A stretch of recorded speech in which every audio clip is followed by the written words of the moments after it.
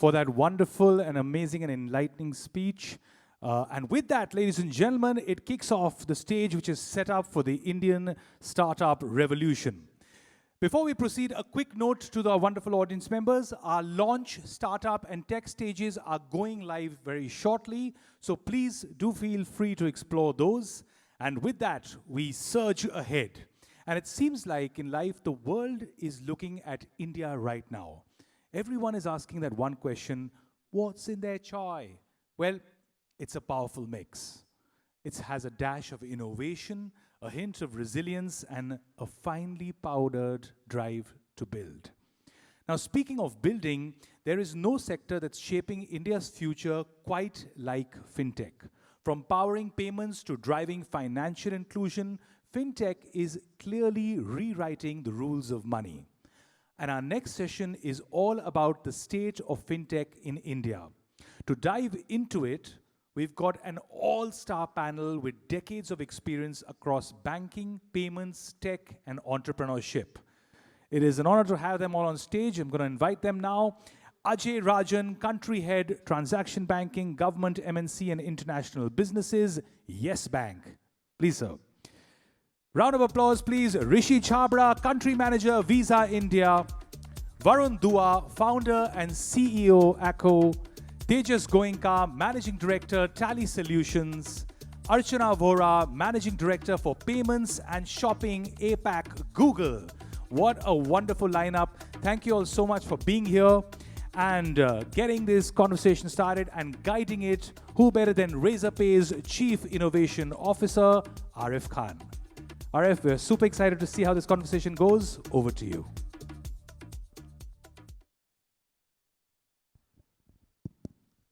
I guess I'm the most excited guy over here. I'm probably the most nervous. Okay, so we have a powerful panel over here, and I think collective 220 years of experience. So it's going to be awesome. Yeah. So we have the people who have built, who have disruptive. We have the people who have anchored in the form of a bank. So let's get going, right? So I'm going to, straight dive into this thing. But when I ask you a question, I would request you to just introduce yourself. Because if I start introducing, I think we'll take 45 minutes just to do that, okay? So I'm going to start with you, Rishi. Rishi, what have you seen in recent times in the payment space, right? Which you think has really helped on the interoperability side? And what do you think is the new disruption that is happening? But before you start, a 30-second intro would really be helpful. Can you hear me, right? It works fine? Yeah. I guess it's so. Great. Thank you, Arif. Thank you for having us here. I don't know if you need to mention the 220+ years of experience. We'll keep that aside. But it's been great. Quickly about me, Rishi Chhabra. I lead the Visa's business here in India.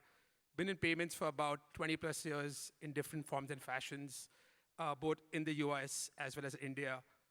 To your question about fintechs, innovation, payments, a lot has happened, right? And I think happened at a time when it was needed, especially before COVID and coming out of COVID, right? And I can speak very specifically from a payments perspective. If I think about everything that's happened on the issuing of credentials to a consumer to make digital payments, whether it's the likes of OneCard with what they did with secured credit cards, the like with FFIs, what they did for consumer journeys, UX for the Gen Zs. You think of some of the Forex players, 82 players, a very unique value prop when it came to Forex payments. You can think about the acceptance side of the ecosystem. We've seen what happened with QR codes, with the likes of soundboxes, what Razorpay and few others are now doing with the low-cost acceptance devices, which is fantastic, again, with the whole idea and notion of increasing digital solutions, payment solutions, pan-Bharat, not restricted to tier 1 and tier 2 cities. And if I just quickly go into the online world that we all love so much, right? We have become creatures of habit now, shopping online. I wouldn't have said that 10 years ago. I'm sure Archana has some really great stats about online SECJ from a Google Lens perspective. But just to think of all the payments that happen online today, where we have come from 5, 7, 10 years back to now, thanks to tokenization, all the kinds of different kinds of methods today, payment methods, a consumer has a choice at the point of checkout. it is fantastic, right? Those choices didn't exist a decade ago. Even within tokenization or checkout payments online, with tokenization, with the fact of all the innovation Razorpay is doing, many others are doing with push provisioning, pay with partner, the whole intent again is how do you make this more and more seamless and give the consumer the best experience they're looking for. We like it or not, consumers don't have the patience now when it comes to payments. They literally think of payments as the means to the end, and they want to get done with it. And it's our collective job in this room and beyond, how do we keep making it very, very more seamless, more frictionless, but at the same time making sure it's very safe, very stable, very secure, very resilient, because nobody in this room and beyond wants a payment not to happen.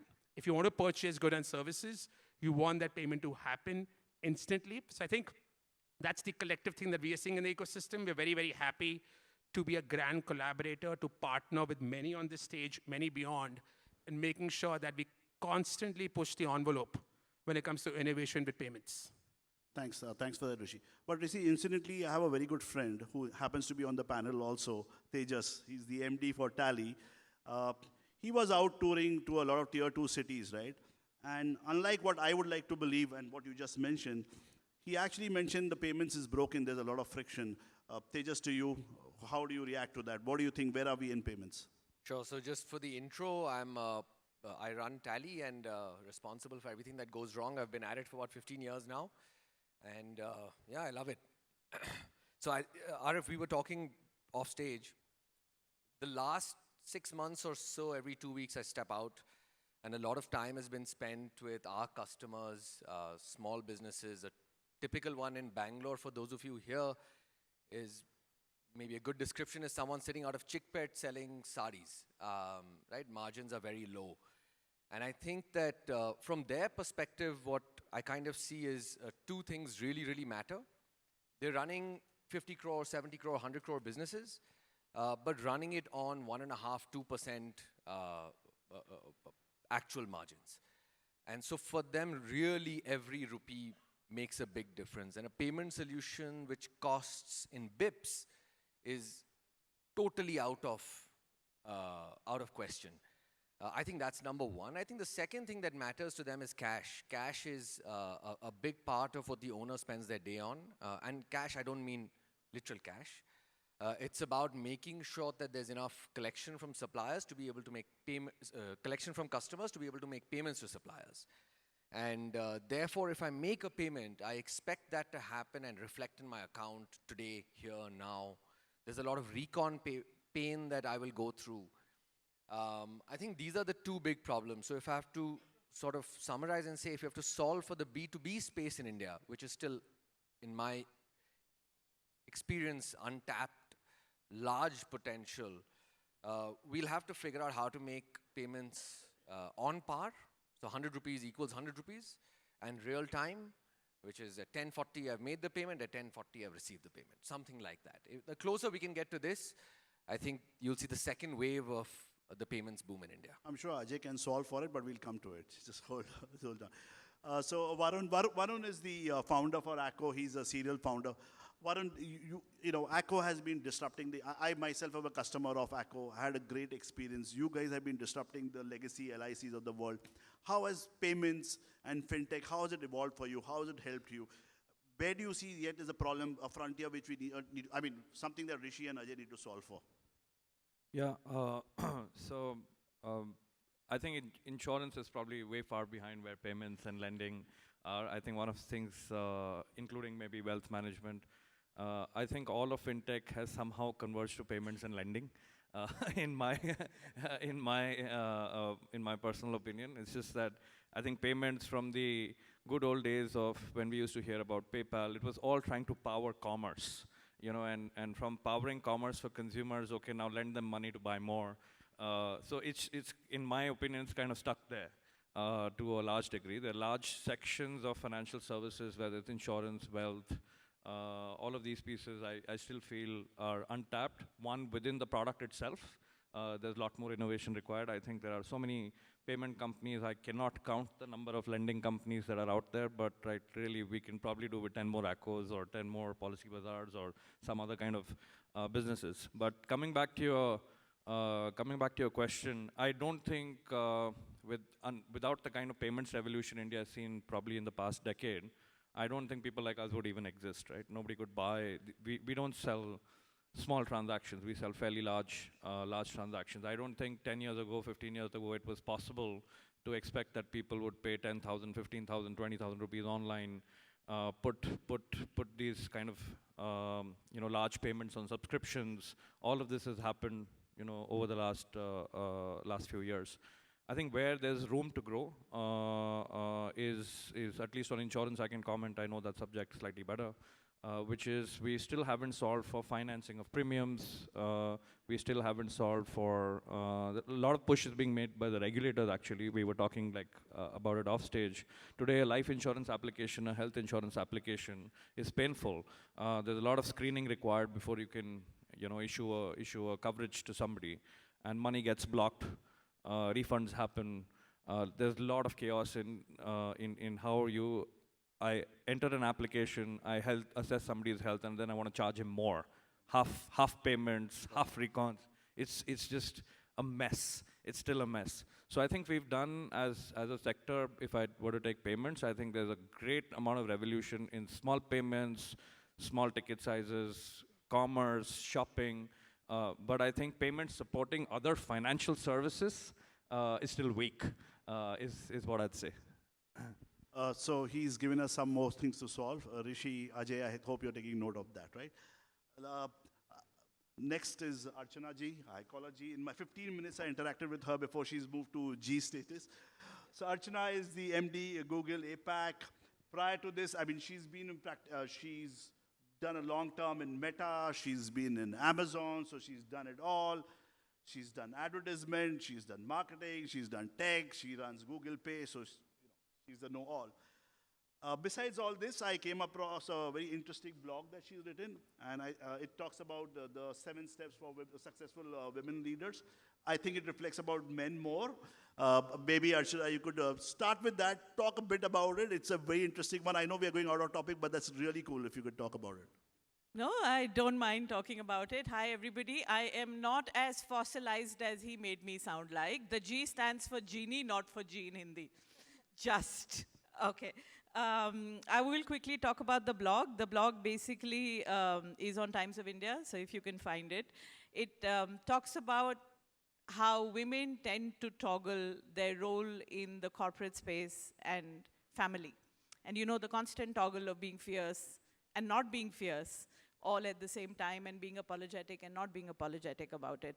And so the 7 habits are for women to be significantly more successful. And I'm still learning them, but when you have the time, take a look at it. And she wants all women to be bossy. I don't know about that, but I do believe, interesting, on a payments panel, you're asking me women questions, but that's fine. I can take them. All right, for all the women in the room, can we get a cheer? Louder. Now, this is exactly what you need to do in your corporate lives as well. Cheer for yourselves. We are here at a FinTech summit. There are very few women in the payment space, so please take pride in it. But now to the question. So Archana, payments is a lot about trust, right? Where you sit in Google, and Google practically covers 50% of our online life in one way or the other. Where do you see are the breakages? What could be done better? What's in it for us to learn? Where could we go from here? So I think I'll try and take a payments lens across APAC, including what we do for GPay in India. I think a couple of things. I think the first, and I know some parts were covered here, I think credit is one large line. I do feel that in a country of the size and scale of India, credit is an area that needs significant more work. As a country, we are underpenetrated, and that's not because there is no intention. We are underpenetrated because, A, for running credit in India, you need scale, which is India population size scale. You need diversity, which means you need to solve for many problems all at the same time, and you need to drive economic growth.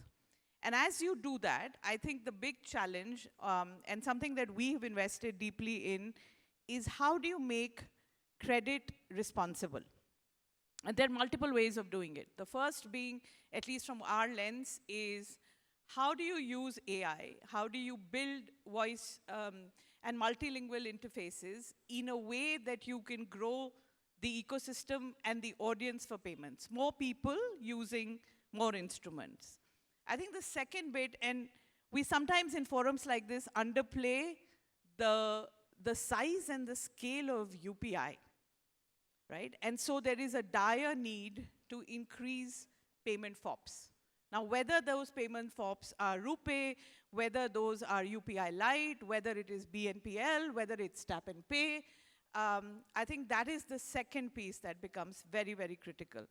And the third, I think, in a country like India, you will be astounded to see how little there is in terms of financial knowledge and financial literacy. How little people think when they take plans, and when they take plans, it becomes even more difficult because they understand the plan after they take it. And so very, very critical, and we do a lot of that on GPay, is we've built AI support to tell customers on, hey, you're taking credit right now. Do you know the EMI cycle? Do you know the eligibility? Do you know the outcome? And I think all of that also, therefore, becomes extremely critical to solve for. Archana, I don't come across a women-only app, let's say payments, insurance, and wealth. Do you think there's an opportunity and there are a lot of budding entrepreneurs sitting over here? Do you think that someone could come up with an idea saying, hey, there's an app dedicated only for women empowerment and cover these things? Do you think there's a space for it? Well, I think there is a space for, let me step back. I think of the scale and size of India, there is space for multiple credit apps, right? Should there be one that only caters to women? I don't know, for the reason that I think credit is underserved across the board. It is underserved for MSMEs, for example. Should there be an app for MSMEs? Yes, there are, and there are many, right? But does that actually solve the challenge that we just heard him speak about, which is, I want to know mere galle mein kitna paisa aaya aaj, right? And can an app help you do that? Yes or no? And so is there space there? Certainly. Or is there space for reconciliation? And I know a lot of apps here do it, but I think that could be an avenue where I do believe that more work could be done. And all of us who are part of the TPAP ecosystem offer reconciliation. But I think there is still, when I say reconciliation, I mean business reconciliation. But I think there is more that we all can do there. Thanks for that, Archana. Ajay, also known as the FinTech Baba, every FinTech in the country, FinTech Baba. I am G and you are Baba. Invariably ends up working with Yes Bank. We do a lot of business with Yes Bank. Ajay, we don't see many banks, while they talk, they want to partner, but they really don't take the last step where they want to partner with a FinTech. What do you think is the constraint and the challenges? And what's the difference in Yes Bank? How come you guys are there ready to work with FinTechs, take the risk, if I may say so? Baba, we'll talk after the session. But anyway, I think, Arif, and if you permit, before I answer to this question, I would really like to spend a couple of minutes on, we talk about a FinTech revolution, right? But I think it's important to dwell upon how this whole revolution came about, right? And I think a lot of credit, while we give it to the FinTech ecosystem and all that, but I think the first and foremost credit really needs to be given to a government which was extremely progressive, a government who chose a contrarian approach than what was done in the West in terms of pure technology development, and an equally progressive regulator, who supported the government and created what now we call as DPI, or the Digital Public Infrastructure, right? That really laid the groundwork and the framework for creating this whole ecosystem a framework which the entire ecosystem, whether it is NPCI, who led the revolution, and, Nupur is here representing that. I saw Lalita as well. And, of course, then the FinTechs, the banks, the NBFCs, everyone created use cases around it, and I think, rest is history, as we say, right? Since your specific question was about Yes Bank and what, kind of differentiated our approach towards this whole ecosystem is, we ourselves are a startup bank. So we are the only greenfield bank in the country. We literally started from zero, went on to become the 4th largest private sector bank in the country. Hence, the whole approach was always a startup approach, right? Second, very early on, we clearly decided that A, technology was going to be our differentiator, and B, we developed an attitude and an approach within the bank which was called ART, Alliances and Relationship Through Technology. And that's really, what we imbibed within the entire, that time, maybe 20,000 plus, today 29,000 odd employees in the bank. So you would find everyone being digital native and really, wanting to partner, co-create and collaborate. We, of course, started the whole UPI story with PhonePe, and rest of what, we say is history. And we've done that across multiple, such cases. On the business side, Arif, as you mentioned, we've been a very key strategic partner along with Razorpay, and, a lot of innovation, I'm sure, will come through it. The outcome of all of this translates, and I was, sharing with Varun and Tejas at the backstage, is that today, when you look at payments in the country, practically because of this approach and partnership, and this is what I urge every bank or every FinTech to really do, is, today we manage almost 1/3 of India's digital payments. And I'm not talking about only UPI. I'm actually cutting across all the payment modes, whether it is NEFT, RTGS, IMPS, AEPS, etc., right? And all of those have been built on specific use cases. So the DPI is there. I think what the industry needs to do between banks and FinTechs is to create use cases. On top of that, it could be lending, payments, or whichever other form factor is there. But I think create use cases, and then the rest, I think, is scale is always there in India. So, Ajay, let me interrupt you. Does the bank need to have a very different kind of risk appetite to work with a FinTech? Because I don't see the same amount of enthusiasm across banks. So, I think two things first. If we imbibe that compliance has to be, innovation has to happen within the framework of compliance, I think that is what really gives comfort to any bank, be it Yes Bank or any other bank, that A, this is the right partner with whom we should partner, right? And it's no longer a need to have, right? It is a must have. I think we've learned it the hard way that businesses which are built on regulatory arbitrage do not survive, right? If you have to build a sustainable business, you need to be within the realm of regulation. And when a bank looks at a partner, the first thing that, a bank looks at, does the business model align with the regulatory framework which is expected, not only in writing, but in spirit. And then, of course, the rest of it will depend on individuals. See, banking is about people, whether we like it or not, but eventually you need that one champion within the bank who can navigate you or help navigate you around, the ecosystem. But I think, so for all the FinTechs here, you need to pick your one person, and Arif, don't look at me, to help you navigate across the ecosystem. I think that's the most critical part. So all the entrepreneurs, you need sponsorship from Ajay. You need to make sure you're compliant. All right, thanks for that, Ajay. Rishi, coming to you. Visa is a global company. You're present in all the continents of the world, right?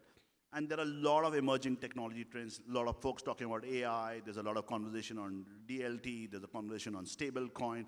What do you think, from your perspective, are the ones which are relevant for the country? What's going to help us go to the next level? It's a great question. It's a, we pondered about this a lot at Visa, as you can imagine, right? Both from a global perspective as well as an India perspective, right? If you think from an India, and I think to the point Ajay was making, we're a very progressive regulator and a government who's helping us push the envelope when it comes to payments. So whether it's UPI, whether it's card payment, corporate payments, whatever the different use cases are. I think the earlier point I was making about more seamless transactions. So one, using more potential AI, and maybe going back to Archana was saying, in the credit lending space, I think something we haven't tapped into at all. We are on that journey, whether it's the consumer side, small business side, MSME side. how do we make sure that we're lending responsibly so that the collection process becomes easier and so on and so forth, right? Whether it's for insurance premiums or whether it's for just the other sort of lending from a credit perspective. I think AI has not been completely nurtured from that perspective. A lot more has to come. I know it's starting days, early days, but the more data sources that you have and the more models you can make to work, how do you lend more efficiently so the user has that much more credit to go work with for whatever use case they have, whether it's a consumer or a business, right? So I think the whole credit expansion story, lending story, a long journey there. Think about it. We are billion plus people. We have 60 million unique cards in this country, right? It's a long way to go. Long, long way to go. I'm not even comparing ourselves to a United States or a UK, which are heavily penetrated.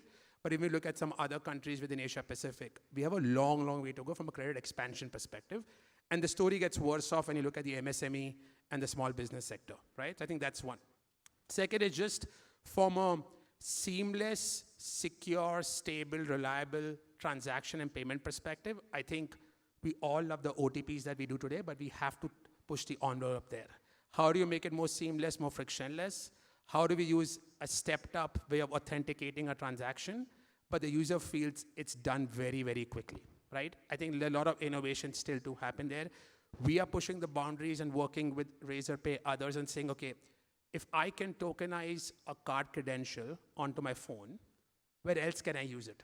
Can I use that when I tap and pay, right? We're working with Archana and team when I'm doing a transaction at point of sale. Can I use that in a smaller merchant who otherwise doesn't want to take card payments, feels very ambiguous trying to store card data, doesn't want to go down that path, but envisions itself for better and easier payments? How do you work with the likes of Razorpay and others in the ecosystem saying, if a card credential has been device tokenized, how can I push that in a way it can be even used on third-party apps, which otherwise wouldn't be accepting card payments? So, Rishi, sorry, but I yet feel as a user, as a consumer, that OTP is a lot of friction. I do know for a fact that the regulator came with a draft guideline to look at an alternate. Where do you think that's heading? Will we, let's say 1 year down, the next FTX, will we be having a conversation that we are out of OTP now and using something biometric? Your guess is as good as mine, but all I would say is all the discussions that have happened so far, the regulator is very progressive on this, feels that we have to get beyond OTPs, whether it's passkeys, biometrics, whatever that is. I think everybody in this room and beyond has submitted their views on that topic. The regulator is, looking at that, talking to us about that. I genuinely feel a year from today we'll be in a different spot. OTPs still may be here to stay, but we may do a lot more beyond OTPs as well, depending on the transaction type. So I think whether it's a seamless transaction, OTP and beyond, whether it is saying, hey, I want to buy something that one transaction of a merchant whom I don't normally transact at. I don't feel comfortable going and storing my card credentials at. I still want to make a card-based payment. How do I make sure that the token that I saved with a PhonePe or with a Google or whosoever I saved the token with, can I use that at point of sale? Can I use that on the third-party app in a very frictionless way? So I don't have to go back and worrying about entering my 16-digit PAN or my CVV on a third-party app that I generally may only visit once a year or twice a year, right? The challenge is not making transactions on the likes of Flipkart and Amazon. Those have been solved predominantly. Okay, the challenge becomes how do you go make a transaction at those 20 plus other merchants who are not your everyday merchants, but you still want to have a frictionless and seamless transaction at those merchants. Yeah, and maybe Ajay, you could also pitch in for this, right? I think there's a lot of emphasis on cross-border, especially exports. It's part of the Vision 2030 the government has laid on. There is a lot of emphasis on, from a meaty point of view, that how exports can be enabled. Do you think something specific being done in the industry or some tech that is being deployed? I believe there's a lot of friction yet in export. Maybe you could. I'll take that first. And funnily enough, Ajay and we are working on something together on this. So we are working using our Visa Direct Rails, which is a real-time payment. We're using that for remittance perspective as well. So we have a letter signed up by the RBI where someone like a Yes Bank is working with a Visa on a very outward-based remittance use case. Think about this. There are 3 billion plus Visa credentials globally. If you had to make a payment externally to outside India, there are a lot of players who do it, but not at scale. How do you work with the likes of Yes Bank, where FinTechs can then only integrate with Yes Bank, use the power and rails that Visa has to offer, either for those 3 billion touch points only card to card, or even better, we have partnerships in a lot of these geographies where we then help with real-time payments in those specific geographies. The starting point can be India. The recipient could be in any other country. So we are working on a very active use case with Ajay and team. I don't know to speak to that. Before that, Arif, I just want to touch the point on OTP that you mentioned. So the regulator has never spoken about OTP. They have always spoken about 2FA, right? It has obviously come in the form of OTP, but the viewpoint was always that how do we save the consumer at large? And consumer does not mean the one sitting here in Bangalore who are digitally savvy and all that, right? But across the length and breadth of the country, is really where, how do I make sure that the payment is being done by the person and it is done for the intended purpose? It could be in any form factor, and I think they've clarified that in the guideline as well, that, 2FA can be through any form which, is kind of safe and secure, right? So I think that's really the point. So in your next FTX probably, it could be about how new 2FA models, have been evolved, or, that could really be the topic. So you're promising me for the next FTX. I'm sorry? I'll take it as a promise for the next FTX. Yeah, sure. Thanks. So, but on the cross-border piece, and I'll maybe just add to the point, see, this remains the single largest opportunity that is there today in the fintech space to solve. So, and there is regulation around PACB. I think, people should innovate use cases around how we can streamline and make the entire cross-border remittance piece frictionless, both on the inward as well as on the outward side. I think this is, to my mind, probably the biggest opportunity which is there today. Sure. So innovate, but within the compliance box. Which always is a given. Cool. Which is a starting point. Yeah. Okay, thanks for that. Varun, to you, and I'm speaking as a user now. How there's a lot of conversation around AI.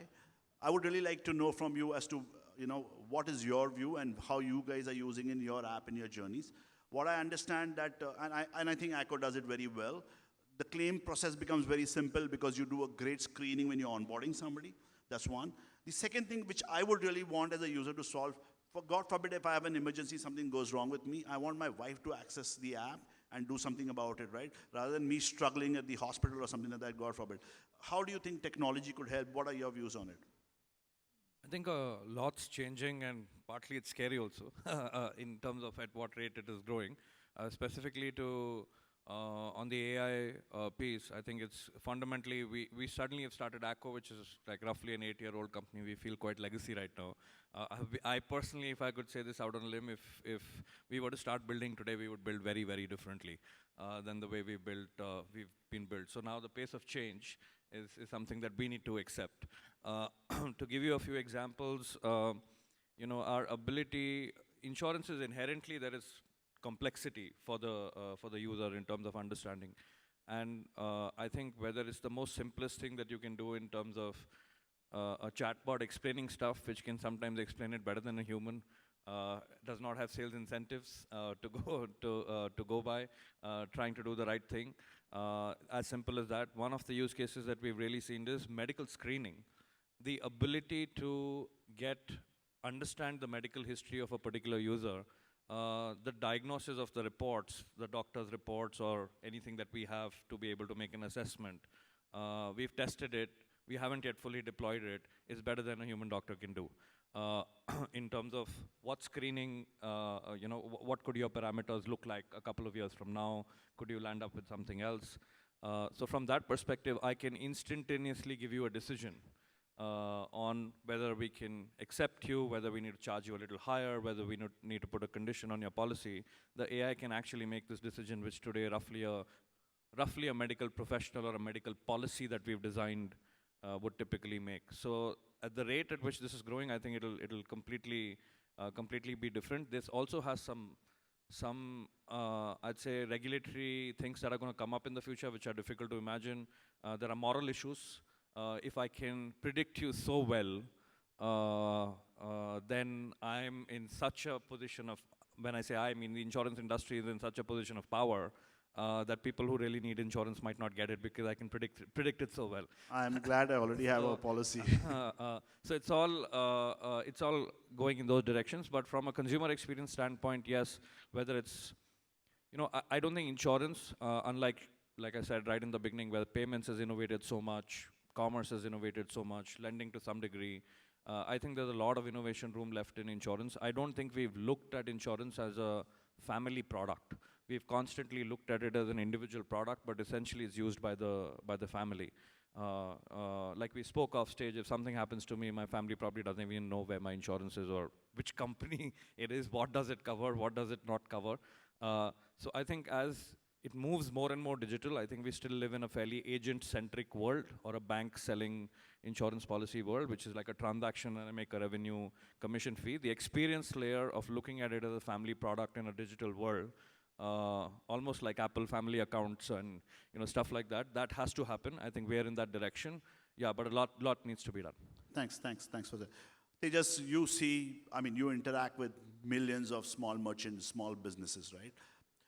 What do you, when do you think is the time, and with the technology that we have now and what we have in the future, where they'll be able to do everything they are possible on a tally front end rather than moving to a bank?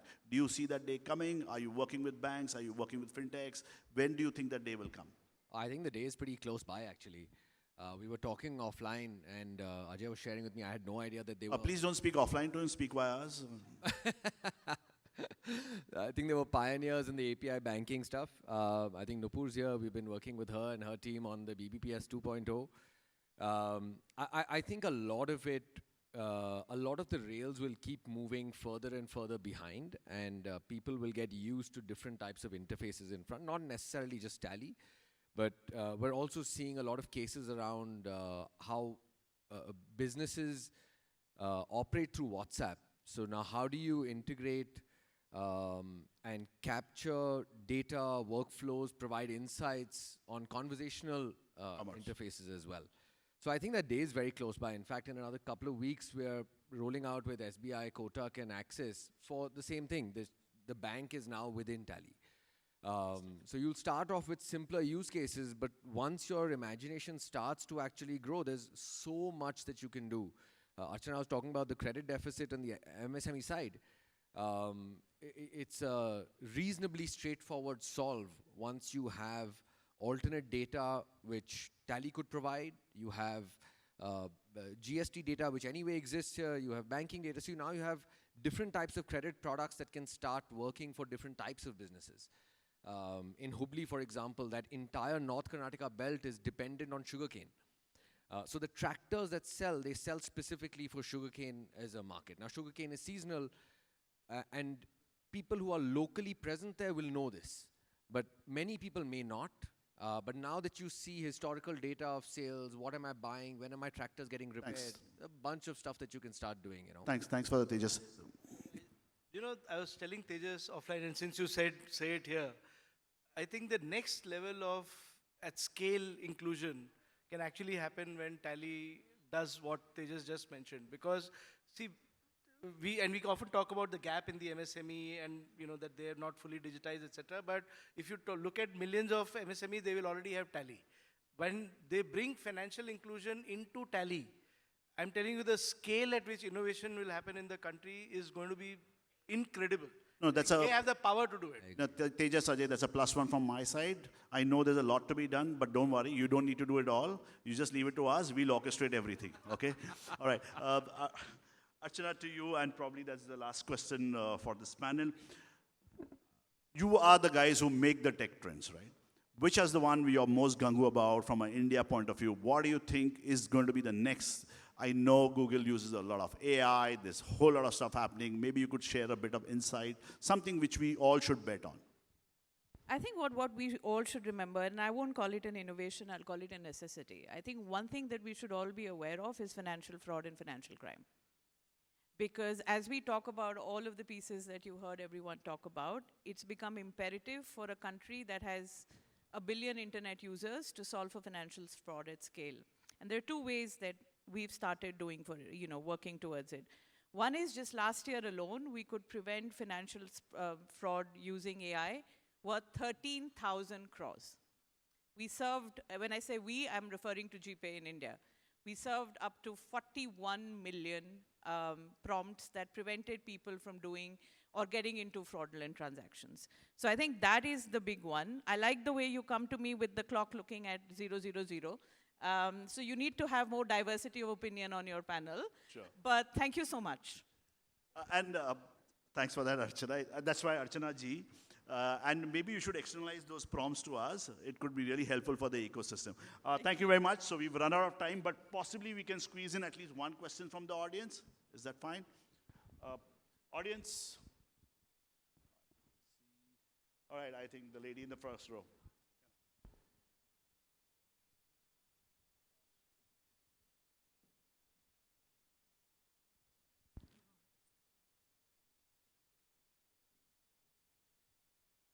So my question would be towards the two-factor authentication. I work in European payment industry where they have come across the payment service derivative to avoid wherever possible the two-factor authentication. Could you come again, please, with that? We could not hear you very clearly. You need to speak up a bit. Two-factor authentication. Okay. Can you hear me now? Yeah, thanks. What I'm telling is, in Europe and all, there is a huge disruption in avoiding these two-factor authentication, like making the payment frictionless. But in India, we are through OTP since years. I don't know, like, whether there could be some exception, like maybe for the payment within 1,000, 2,000 rupees, we can avoid two-factor authentication to make it very quick. And for a huge volume value, we can still have the two-factor authentication by having the proper fraudulent anti-fraud measures. Arif, you want to take that? I think you should use the Razorpay checkout experience. It will make it as frictionless as possible. But maybe, Rishi, you want to talk a bit about what's happening. So we have experimented with that in India. We've had experiences where less than 2,000 rupees, you didn't need an OTP as well. I think the ask here and what the regulator is looking at is what do we do macro and bigger? How do we solve it at one time for scale versus looking only for a specific transaction type? So whether it's OTP, whether it is biometrics, whatever the right answer to this problem is, be rest assured a lot of people are looking at it and it will get solved relatively soon.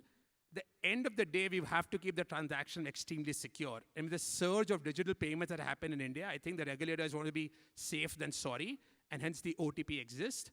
But trust me, a lot of pair of eyes are looking at this problem statement in this room, I'm sure itself, Arif included, from a Razorpay perspective. And it's less about the value of the transaction itself. It is how do you ensure at scale we can do this. So in fact, at Global FinTech Festival, Razorpay along with Visa and some of the other networks, we actually launched a product over there. But it's early days. It will take time to ramp up, build the trust around it. But sooner than later, we'll have it. But once again, you should try out the Razorpay checkout experience. It's really frictionless, okay? Thank you. Thank you, everyone.